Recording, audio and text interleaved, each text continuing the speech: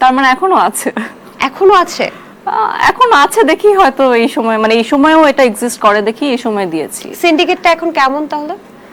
সিন্ডিকেটটা একদম সিন্ডিকেটের মতো, এবং এই বিষয়ে আসলে আমার যা বলার সেটা আসলে আমি ওই যে বলে ওইভাবে করেই দিয়েছি স্ট্যাটাসে, ওটার বাইরে আসলে কিছু বলার নেই, সবকিছু ওটার মধ্যেই আছে। একদমই। কিছুদিন আগে কিন্তু আমরা অভিনেত্রী আয়েশা খানকেও দেখেছি এরকম একটা স্ট্যাটাস দিতে, যে আমি জানি না আপনি দেখেছেন কিনা, না। তিনিও এরকম টাকা, পাওনা টাকা চেয়ে একটা স্ট্যাটাস দিয়েছিল।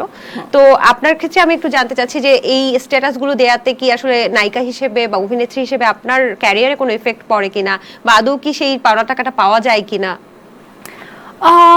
আসলে শুধু ইট ওয়াজন্ট অনলি অ্যাবাউট পাওনা টাকা, ইট ওয়াজ মেইনলি আপনি মাত্র যেটা একটা শব্দ নিয়েছেন, syndicate, so the whole thing was about syndicate.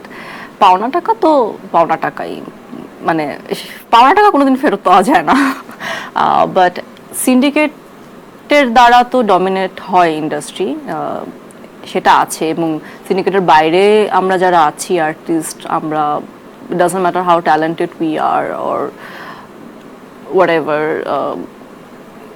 survive করা is quite tough, so that struggle is there. সিন্ডিকেটের জন্য কি আপনিও কম কাজ পাচ্ছেন এরকম কিছু, নাকি আপনি এর মধ্যে নেই?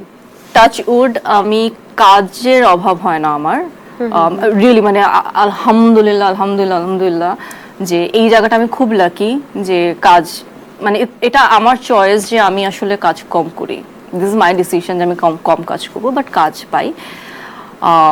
কিন্তু সিন্ডিকেটের কারণে যেটা হয় যে অনেক ভালো কাজে রিপ্লেস হয়ে যায়। আচ্ছা। সো হ্যাঁ, এবং এটা শুধু আমি না, এটা অনেকের সাথে হয়। অনেকে বলে যে বিয়ের পরে নাকি কাজ কমে যায়, আমরা শুনলাম যে বিয়ের পরে আপনার কাজ বেড়ে গেছে, ইজ ইট ট্রু?